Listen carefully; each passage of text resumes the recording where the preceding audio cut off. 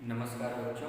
आज हम कक्षा 4 के हिंदी विषय में हम अपने अध्याय 14 रक्षाबंधन को पढ़ेंगे।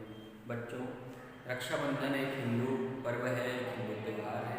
यह प्राचीन समय से ही, यह भगवान कृष्ण के समय से ही यह रक्षाबंधन का त्यौहार मनाया जाता है। ठीक है। एक बार भगवान कृष्ण के हाथों में चोट लग गई थी, तो उनकी बहन जो द्रौपदी थी, उन्होंने अपने साड़ी का आंचल का टुकड़ा फाड़कर उनके हाथों को बांधा था, और उसी समय से ये रक्षाबंधन का, ये भाई बहन के प्यार का त्यौहार है। ये उसी समय से ये त्यौहार मनाया जाता है। इसमें बहनें जो है भाई को राखियाँ बांधती हैं और उनको मिठाइयाँ खिलाती हैं, और भाई बहनों को कुछ उपहार देते हैं। साथ ही साथ यह आशा भी दिलाते हैं और यह शपथ भी लेते हैं कि बहन, मैं भविष्य में आपको आपकी सारी तकलीफ़ों को दूर करने का प्रयास करूंगा। यह एक ऐसा पर्व है जिसमें भाई बहन दोनों एक दूसरे पे प्यार लुटाते हैं। ठीक है बच्चों, इस अध्याय में हम पढ़ेंगे कि रक्षाबंधन, एक लड़की है जिसके भाई नहीं है, वो रक्षाबंधन कैसे मनाती है, वो इस अध्याय में दिखाया गया है। ठीक है बच्चों, इस अध्याय में जो है एक शिक्षा छिपी हुई है। वो यह शिक्षा है कि जो रक्षाबंधन पर्व ही नहीं, कोई भी पर्व हो, कोई भी त्यौहार हो, वो हमें क्या सिखाते हैं? त्यौहार हमको भाईचारा बढ़ाना सिखाते हैं, भाईचारे की भावना हमारे अंदर जागृत करते हैं। ठीक है, इसीलिए हम त्यौहार में सबसे मिलते जुलते हैं, और मिलते जुलते हैं तो भाईचारा बढ़ेगा ही बढ़ेगा। इसीलिए बच्चों, हमेशा जो है किसी से भेदभाव नहीं करना चाहिए, और त्यौहार में ही नहीं, हर समय सभी से मेल जोल बढ़ाना चाहिए और भाईचारे की भावना जागृत करना चाहिए। ये बच्चों, अब हम अपने अध्याय 14 रक्षाबंधन की तरफ बढ़ते हैं। बच्चों, आप सबको पता है कि रक्षाबंधन एक हमारा त्यौहार है, एक पर्व है हिंदू धर्म में।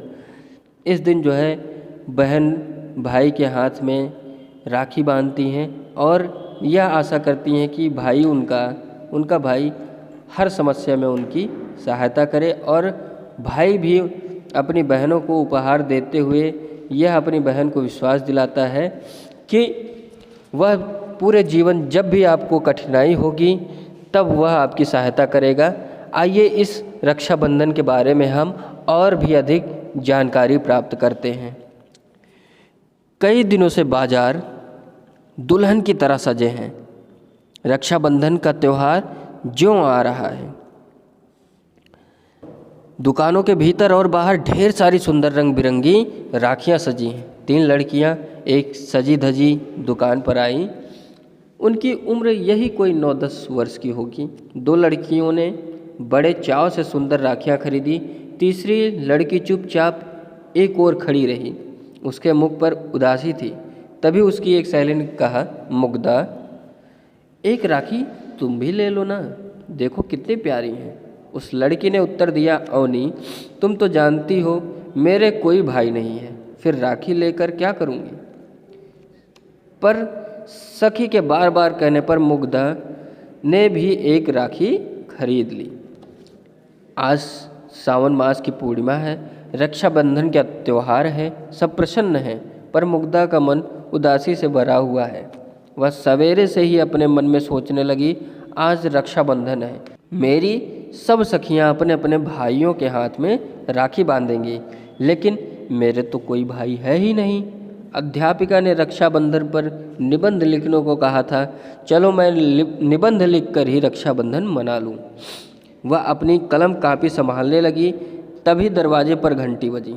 मुग्धा ने दरवाज़ा खोला और देखा कि उसकी प्रिय सहेली सलमा आई थी। उसके साथ उसका बड़ा भाई यामीन भी था। उनके पीछे सलमा की अम्मी और अब्बा भी खड़े थे। प्यारे बच्चों, रक्षाबंधन के समय में आप जानते हैं कि पूरे बाज़ार जो है दुल्हन की तरह सज जाते हैं। रंग बिरंगी राखियाँ जो है हर जगह लटकती रहती हैं। ठीक है, और रक्षाबंधन भाई बहन का त्यौहार है, ये भी आपको पता है।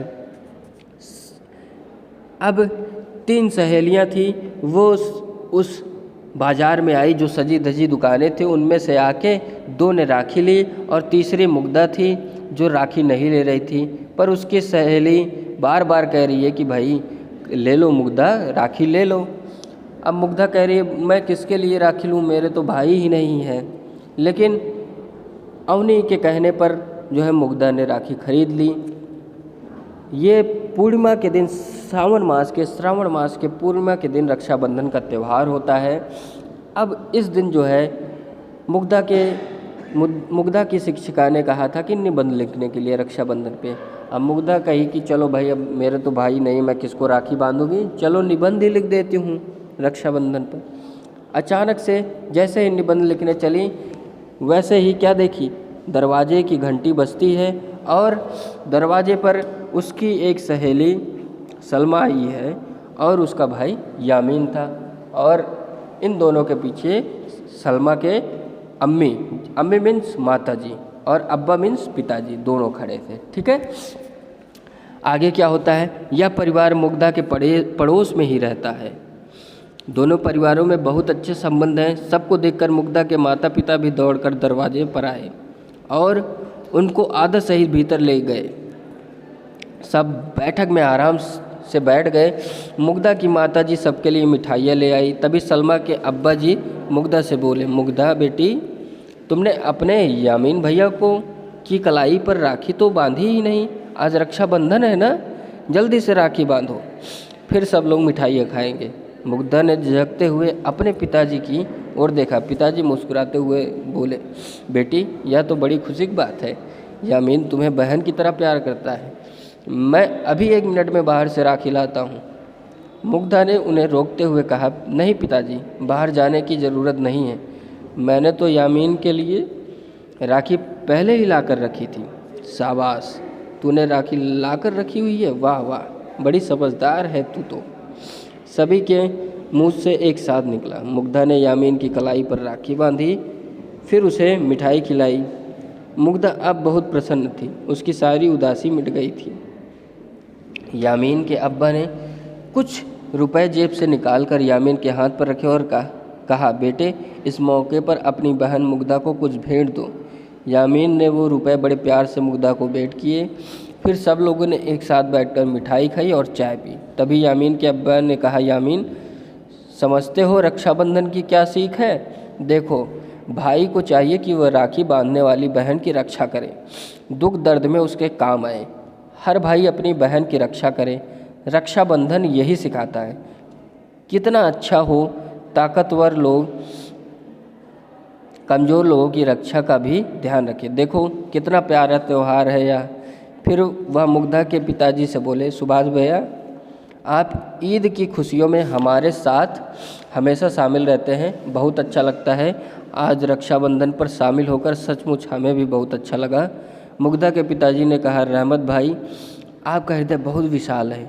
आज आप सबके साथ रक्षाबंधन मनाकर हमें भी बहुत खुशी हुई, वैसे ही जैसी खुशी रानी करमोती को हुमायूं के लिए राखी भेजकर हुई होगी।